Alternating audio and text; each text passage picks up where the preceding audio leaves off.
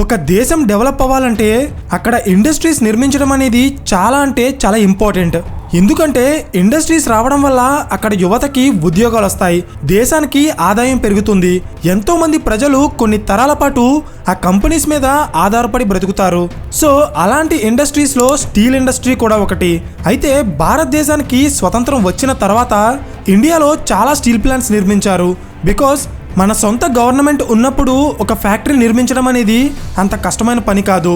కానీ భారతదేశానికి స్వతంత్రం రాకముందు మనల్ని బ్రిటిష్ వాళ్ళు పరిపాలిస్తున్న టైంలో ఇండియాలో నిర్మించిన మొట్టమొదటి స్టీల్ ప్లాంట్ టాటా స్టీల్. ఇండియాలో బ్రిటిష్ గవర్నమెంట్ ఉన్నప్పుడు ఒక భారతీయుడు స్టీల్ ప్లాంట్ లాంటి ఒక మెగా ప్రాజెక్ట్ని నిర్మించడం అనేది అంత సాధారణమైన విషయం కాదు. అయితే అసలు ఇది ఎలా సాధ్యపడింది?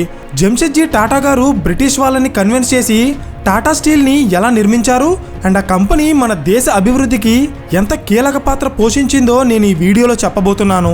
Hello everyone, welcome to today's video and this is your friend Surya. Tata స్టీల్ని స్థాపించిన జంషెడ్జీ టాటా గారికి దానికి ముందు టెక్స్టైల్ బిజినెస్ ఉండేది. సో ఆ టెక్స్టైల్ బిజినెస్ని ఇంకా డెవలప్ చేయడానికి అండ్ కొత్త టెక్నాలజీస్ అండ్ మెషినరీస్ కోసం తెలుసుకోవడానికి ఆయన 1980sలో ప్రపంచవ్యాప్తంగా ఎన్నో దేశాలు తిరిగారు. అండ్ ఆ జర్నీలో భాగంగా జంషెడ్జీ టాటా బ్రిటిష్ హిస్టారియన్ అయిన థామస్ కార్లైల్ అనే వ్యక్తి ఇస్తున్న ఒక లెక్చర్కి అటెండ్ అయ్యారు. సో థామస్ కార్లైల్ గారు తన లెక్చర్లో చెప్పిన ఒక మాట జంషెడ్జీ టాటాని చాలా ఇన్స్పైర్ చేసింది. అదేంటంటే the nation that controls iron will soon controls gold. అంటే ఏ దేశం అయితే ఐరన్ని కంట్రోల్ చేయగలుగుతుందో ఆ దేశం బంగారాన్ని కూడా కంట్రోల్ చేయగలుగుతుంది. దీని అర్థం ఫ్యూచర్లో ఐరన్ ఇండస్ట్రీకి అంత డిమాండ్ ఉంటుందన్నమాట. సో ఈ ఒక్క స్టేట్మెంట్ జంషెడ్జీ టాటా గారి మైండ్లో చాలా బలంగా నాటుకుపోయింది. అండ్ దాని రిజల్ట్ ఏంటో తెలుసా? ఎలా అయినా భారతదేశంలో ఒక ఐరన్ అండ్ స్టీల్ ప్లాంట్ నిర్మించాలని ఆయన చాలా గట్టిగా సంకల్పించుకున్నారు. అంతేకాదు ఆయన జీవితంలో నెక్స్ట్ 30 సంవత్సరాల పాటు జంషెడ్జీ టాటా గారు ఈ స్టీల్ ప్లాంట్ నిర్మాణానికే ఎంతో కష్టపడి పనిచేశారు. అయితే ఇక్కడ పాయింట్ ఏంటంటే అసలు థామస్ కార్లైల్ ఐరన్ని బంగారంతో ఎందుకు పోల్చారు అండ్ అది విన్న జంషెడ్జీ టాటా గారు ఆ స్టేట్మెంట్ని అంత సీరియస్గా ఎందుకు తీసుకున్నారు?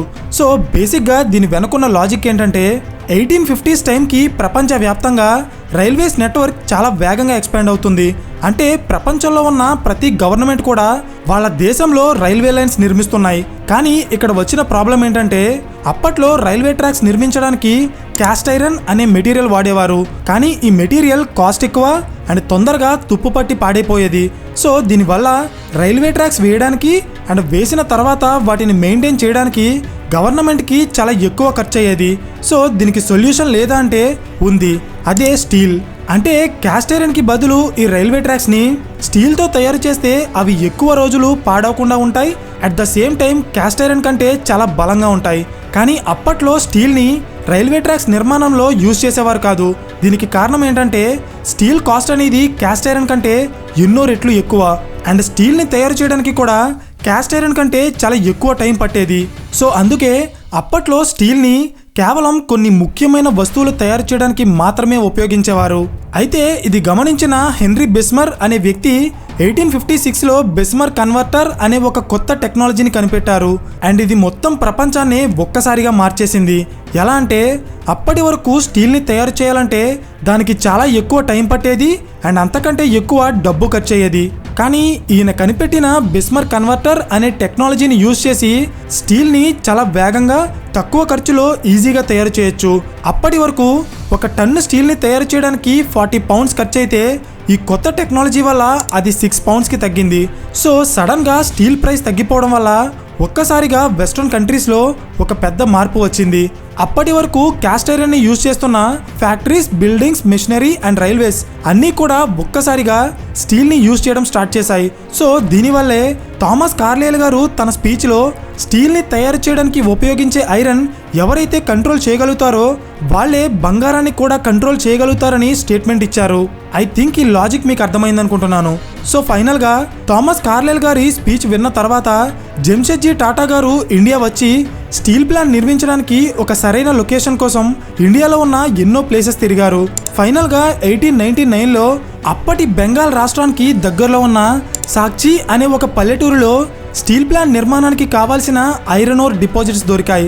సో ఇప్పుడు స్టీల్ ప్లాంట్ నిర్మాణానికి కావాల్సిన ప్లాన్ అండ్ ఇన్ఫ్రాస్ట్రక్చర్ కోసం జంషెడ్జీ టాటా గారు 1902లో అమెరికా వెళ్ళి అక్కడున్న జూలియన్ కెనెడీ అనే ఒక ఇంజనీర్తో కలిసి ఇండియాలో స్టీల్ ప్లాంట్ నిర్మించాలనుకున్నారు.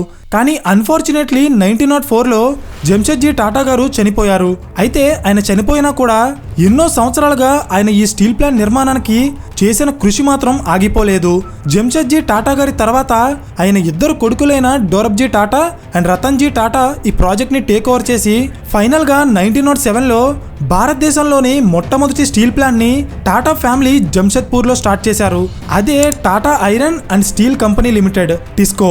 అయితే ఈ స్టీల్ ప్లాంట్ నిర్మాణానికి బ్రిటిష్ గవర్నమెంట్ ఫండ్స్ ఇస్తామన్నా, ఇంగ్లాండ్లో ఉన్న కొన్ని ఫైనాన్షియల్ కంపెనీస్ లోన్స్ ఇస్తామని ముందుకు వచ్చినా దానికి టాటా కుటుంబం ఒప్పుకోలేదు. అయితే దీనికి రీజన్ ఏంటంటే టాటా ఫ్యామిలీకి ఈ స్టీల్ ప్లాంట్లో 1% వాటా కూడా బ్రిటిషర్స్కి ఇవ్వడం ఇష్టం లేదు. బికాస్ జంషెడ్జీ టాటా గారు ఈ స్టీల్ ప్లాంట్ని కంప్లీట్గా భారతీయులే నిర్మించాలని కోరుకున్నారు.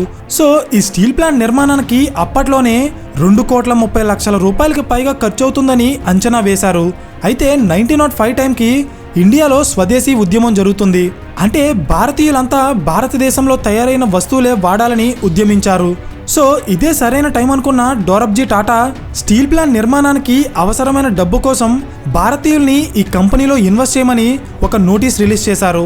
అండ్ అప్పట్లో దీనికి వచ్చిన రెస్పాన్స్ అంతా ఇంత కాదు.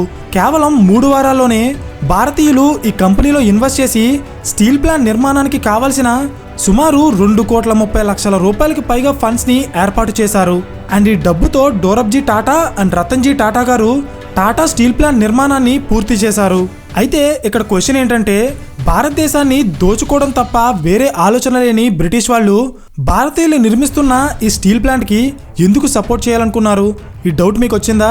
అయితే దీని వెనుకున్న లాజిక్ ఏంటో చెప్తా చూడండి. నిజానికి బ్రిటిషర్స్కి ₹1 లాభం లేకుండా వాళ్ళు ఏ పని చేయరు.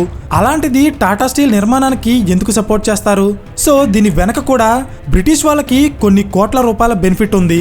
ఎలా అంటే బ్రిటిష్ వాళ్ళు భారతదేశంలో దొరికే వజ్రాలు, బంగారం, వెండి, సుగంధ ద్రవ్యాలు అండ్ టెక్స్టైల్స్ లాంటి ఎన్నో విలువైన వస్తువులని ఇండియా నుండి ఇంగ్లాండ్కి ఎక్స్పోర్ట్ చేసుకుని అక్కడ మంచి లాభాలకి అమ్ముకునేవారు. అయితే ఈ ప్రాసెస్లో ఇక్కడి సరుకుని లండన్కి తీసుకువెళ్ళడానికి ఇండియాలో వాళ్ళు రైల్వేస్ని నిర్మించారు. సో ట్రైన్స్ ద్వారా అయితే ఒకేసారి ఎక్కువ సరుకుని తీసుకెళ్ళిపోవచ్చు కదా, అర్థమైందా? కానీ ఇక్కడ వచ్చిన ప్రాబ్లం ఏంటంటే ఈ రైల్వే లైన్స్ నిర్మించడానికి కొన్ని వేల టన్నుల ఐరన్ అండ్ స్టీల్ కావాలి. సో అప్పటికి ఇండియాలో స్టీల్ ప్లాంట్ లేకపోవడం వల్ల ఈ స్టీల్ని వాళ్ళు ఇంగ్లాండ్ నుండి ఇండియాకి ఇంపోర్ట్ చేసుకుని వాటితో రైల్వే లైన్స్ నిర్మించేవారు. అయితే దీనికి అప్పట్లో చాలా ఖర్చు అయ్యేది. కానీ జంషెడ్జీ టాటా గారు ఇండియాలో స్టీల్ ప్లాంట్ నిర్మించాలనుకున్నప్పుడు బ్రిటిష్ వాళ్ళకి అందులో ఒక గోల్డెన్ ఆపర్చునిటీ కనిపించింది. అంటే ఒకవేళ ఇండియాలో ఒక స్టీల్ ప్లాంట్ ఉంటే వాళ్ళు ఇంగ్లాండ్ నుండి స్టీల్ని ఇంపోర్ట్ చేసుకోవడానికి పెట్టే ఖర్చు చాలా తగ్గుతుంది.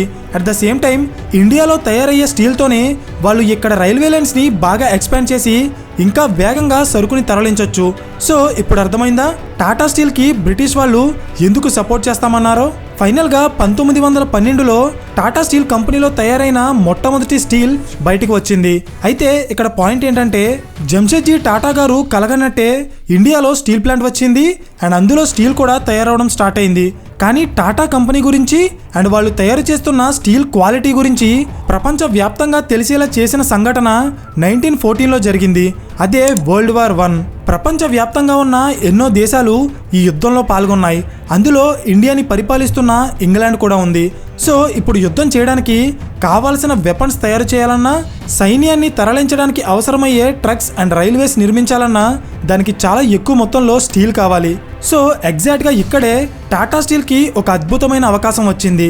అంటే బ్రిటిష్ వాళ్ళు యుద్ధ సామాగ్రి తయారు చేయడానికి కావాల్సిన స్టీల్ మెటీరియల్ అంతా కూడా ఇండియాలో ఉన్న టాటా స్టీల్ నుండి ఇంగ్లాండ్కి ఎక్స్పోర్ట్ చేసుకునేవారు.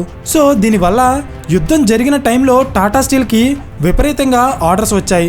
అండ్ ఫైనల్గా 1918లో యుద్ధం ముగిసి బ్రిటిష్ దేశమైన ఇంగ్లాండ్ గెలిచింది. సో ఈ యుద్ధం ముగిసిన తర్వాత 1919లో ఇండియాకి వైస్రాయ్గా ఉన్న లార్డ్ చెమ్స్ఫర్డ్ జంషెడ్పూర్లో ఉన్న టాటా స్టీల్ ప్లాంట్కి వచ్చి ఒక మాట అన్నారు. ఒకవేళ టాటా కంపెనీ మాకు స్టీల్ సప్లై చేయకపోతే ఈ యుద్ధంలో గెలవడం చాలా కష్టమని.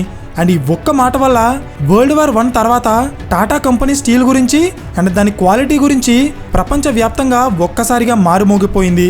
అండ్ దీనంతటికీ కారణమైన జంషెడ్జీ టాటాని గౌరవిస్తూ 1919లో British government Tata steel plant ఉన్న జంషెద్పూర్ పేరుని టాటానగర్గా మార్చారు. అయితే టాటా కంపెనీ తయారు చేస్తున్న స్టీల్ క్వాలిటీ వల్లే టాటాస్ అంత ఫేమస్ అయిపోలేదు. వాళ్ళు వాళ్ళ వర్కర్ సేఫ్టీ అండ్ వెల్ఫేర్ కోసం తీసుకున్న స్టెప్సే వాళ్ళని ఈరోజు ఈ స్థాయిలో నిలబెట్టాయి.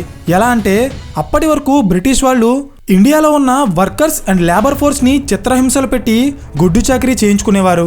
కానీ జంషెడ్జీ టాటా అండ్ తన పిల్లలు కూడా టాటా కంపెనీలో పనిచేసే వర్కర్స్కి ఇండియాలోనే first time 8 hours working time, provident fund, accident insurance, paid leaves and health benefits లాంటి ఎన్నో వెల్ఫేర్ స్కీమ్స్ని లాంచ్ చేశారు. అంతేకాదు కంపెనీలో వర్క్ చేసేటప్పుడు కాంట్రాక్ట్ వర్కర్స్కి ఏమైనా యాక్సిడెంట్ జరిగితే దానివల్ల వాళ్ళ ఫ్యామిలీస్ మీద భారం పడకుండా సురక్ష అనే ఇన్సూరెన్స్ స్కీమ్ని లాంచ్ చేశారు.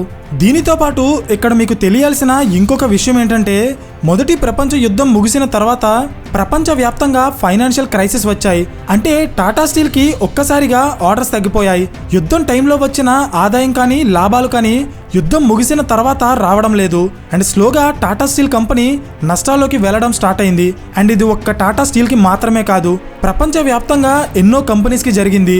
సో ఈ లాస్ నుండి బయటికి రావడానికి చాలా కంపెనీస్ వాళ్ళ ఎంప్లాయీస్ని జాబ్స్ నుండి తీసేసి ఎంతో మంది ఎంప్లాయీస్కి శాలరీస్ కూడా పే చేసేవి కాదు. ఇది మీకు అర్థమయ్యేలా చెప్తా చూడండి. రీసెంట్ టైమ్స్లో రెసెషన్ వస్తుంది అని చెప్పి చాలా కంపెనీస్ వాళ్ళ లాస్ని తగ్గించుకోవడానికి జాబ్స్ తీసేస్తున్నాయి కదా, సేమ్ అలా అన్నమాట. కానీ అలాంటి టైంలో కూడా టాటా స్టీల్ వాళ్ళ కంపెనీలో ఉన్న ఒక్క ఎంప్లాయీని కూడా జాబ్ నుండి తొలగించకుండా అప్పటి టాటా గ్రూప్ చైర్మన్ అయిన డోరబ్జీ టాటా గారు తన సొంత ఆస్తులు అమ్ముకుని తన భార్య బంగారాన్ని తాకట్టు పెట్టి మరీ టాటా స్టీల్లో పనిచేసే వర్కర్స్కి టైం టు టైం జీతాలు ఇచ్చేవారు. సో దీనివల్లే టాటా స్టీల్ కంపెనీలో 1912 నుండి ఈ రోజు వరకు ఒక్కసారి కూడా వర్కర్స్ మేనేజ్మెంట్ మీద స్ట్రైక్ చేయలేదు. అంటే మీరే ఆలోచించండి టాటా స్టీల్ కంపెనీ వర్కర్స్ని ఎలా ట్రీట్ చేస్తుందో. సో ఫైనల్గా 1920స్లో వచ్చిన ఫైనాన్షియల్ క్రైసిస్ని తట్టుకుని నిలబడిన టాటా స్టీల్ ఈరోజు ఇండియాలోని one of the largest steel ప్లాంట్గా ఎదిగి టాటా గ్రూప్లో ఉన్న అన్ని కంపెనీస్ కంటే ఎక్కువ లాభాలిస్తున్న సంస్థగా మారింది. అయితే టాటా స్టీల్ వచ్చిన తర్వాత ఈ 100 సంవత్సరాల కాలంలో ఇండియాలో ఎన్నో స్టీల్ ప్లాంట్స్ పుట్టుకొచ్చాయి. అందులో మన విశాఖపట్నంలో ఉన్న స్టీల్ ప్లాంట్ కూడా ఒకటి. నిజానికి టాటా స్టీల్ నిర్మాణం వెనక ఎంత కష్టం ఉందో ఈ వైజాగ్ స్టీల్ ప్లాంట్ వెనక కూడా అంతే కష్టం ఉంది. కానీ రీసెంట్ టైమ్స్లో ఈ సంస్థని గవర్నమెంట్ ప్రైవేట్ కంపెనీస్కి అమ్మేయాలనుకుంటుంది. అయితే దీని వెనకున్న లాజిక్ ఏంటి, అసలు వైజాగ్ స్టీల్ ప్లాంట్ నష్టాల్లోకి వెళ్ళడానికి కారణాలేంటో మనం నెక్స్ట్ బిజినెస్ కేస్ స్టడీలో డిస్కస్ చేద్దాం. అండ్ ఈ కేసు మీద మీలో ఎంతమందికి ఇంట్రెస్ట్ ఉందో కింద కామెంట్ చేయడం మర్చిపోకండి. సో మై డియర్ ఆడియన్స్, ఈ వీడియో మీకు ఇన్ఫర్మేటివ్గా అనిపిస్తే ఖచ్చితంగా లైక్ చేయడం మర్చిపోకండి. మీరు చేసే ఆ ఒక్క లైక్ మా వీడియోని మరికొంతమందికి రీచ్ అయ్యేలా చేస్తుంది.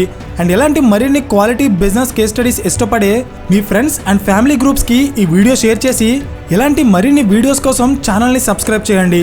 పక్కనే ఉన్న గంట సింబల్ ఆన్ చేస్తే మేము వీడియో అప్లోడ్ చేసిన వెంటనే మీకు ఇమీడియట్ నోటిఫికేషన్ వస్తుంది. So thank you for watching and I will see you in the next video. Till then this is your friend Surya signing of.